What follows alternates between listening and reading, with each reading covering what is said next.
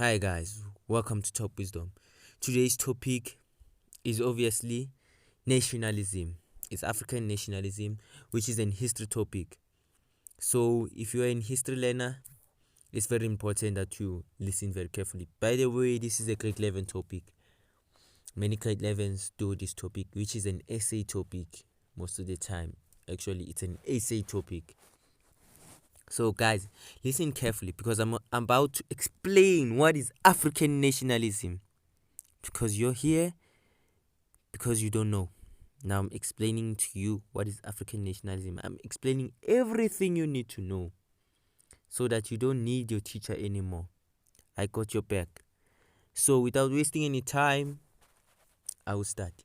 Nationalism, African nationalism, is an umbrella term which refers to the group of political ideologies in sub-Saharan Africa which are based on the idea of national self-determination and the creation of the national state.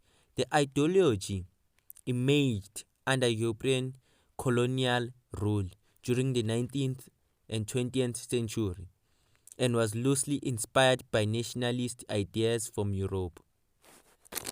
Originally, African nationalism was based on demands for self-determination and played an important role in forcing the process of decolonization of Africa, which 1957 to 1966. However, the term refers to the broad range of different ideological and political movements and should not be confused with Pan-Africanism, which may seek the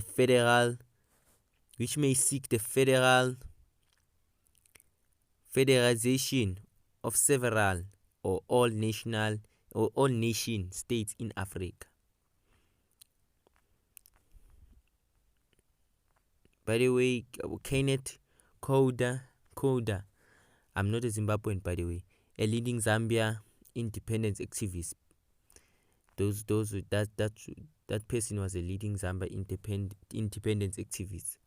So I won't spend a lot of time speaking about that guy or that person. I'm sticking to the topic African nationalism. Nationalist ideas in Africa emerged during this mid-19th century among the emerging black middle classes in West Africa. Early nationalists hoped to overcome ethnic fragmentation by creating nation states. In its earliest period, it was inspired by African American and Afro-Caribbean intellectuals. From back to Africa, movement who imported nationalist ideas current in Europe and Americans at the time.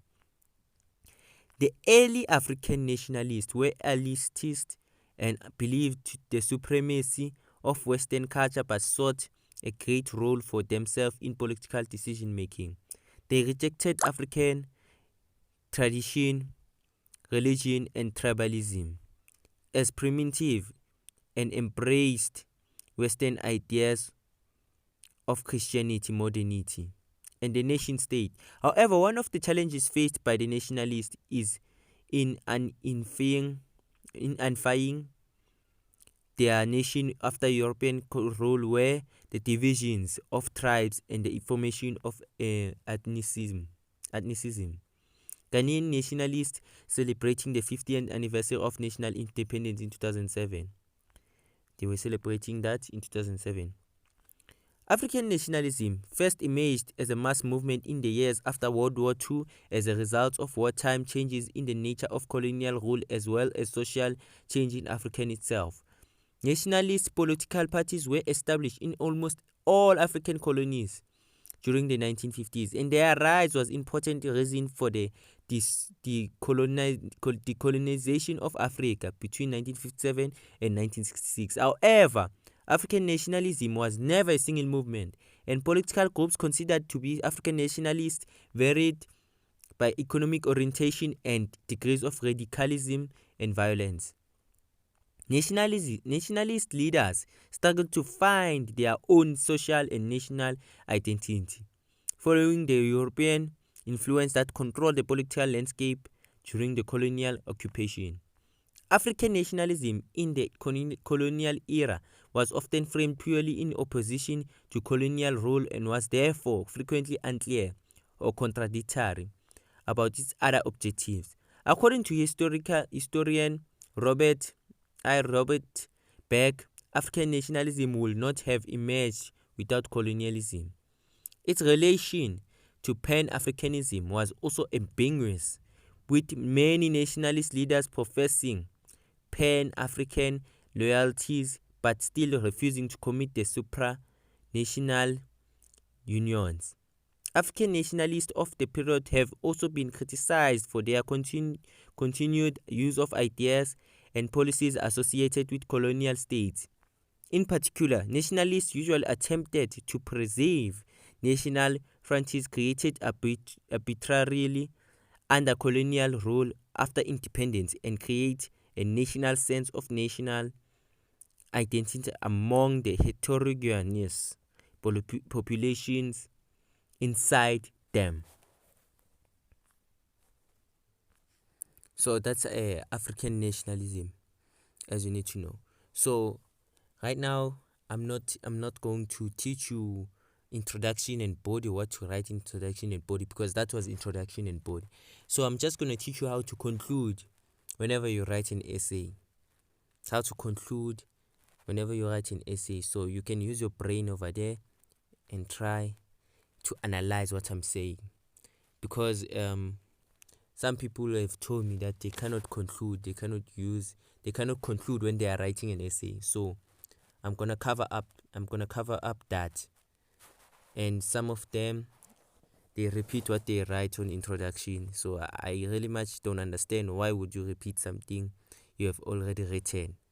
So conclusion, you can write this. Although the vast majority of the African states achieved independence peacefully through negotiation, it nevertheless makes a lot of sense to refer to the process of transition from colonialism to independence as the struggle. Africans were never simply asked, when do you wish to become independent?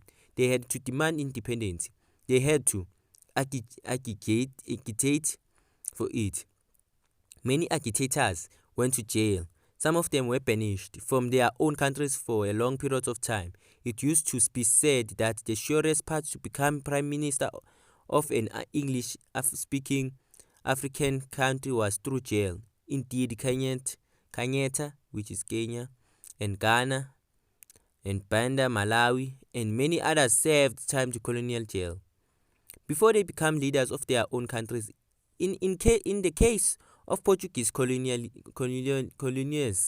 Portugal dealt with African demands for independence simply by annexing the colonies and declaring them from overseas provinces of Portugal. The total refusal on the part of Portugal to entertain the thought that Africans were not Portuguese and might actually want to rule their own countries led the nationalists to launch protracted armed struggles. Many factors, by the way, meditated the struggle for independence colonial. Education, the churches, ideas and expressions of support from individuals of African ancestry through the Pan-African movement. The exposure to the world through the world wars, and of course the forum provided briefly by the League of Nations and later by United Nations. It is interesting that the Christian church and colonial education pivotal tools in the European civilizing mission in Africa also inadvertently become the tools that the African would use in fighting for freedom.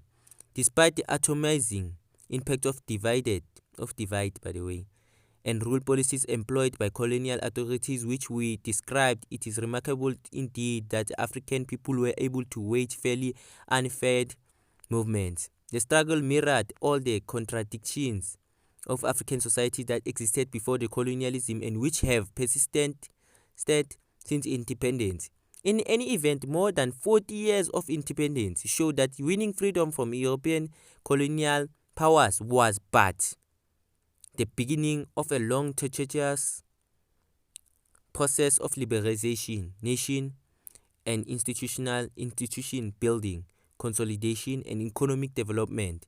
a process which began with one-party system and socialist economies, and now at the beginning of the 21st century faces economic globalization and multi-party political system. The next chapter takes a look at the first 30 years an African country inexperienced independent state. So that I will explain later.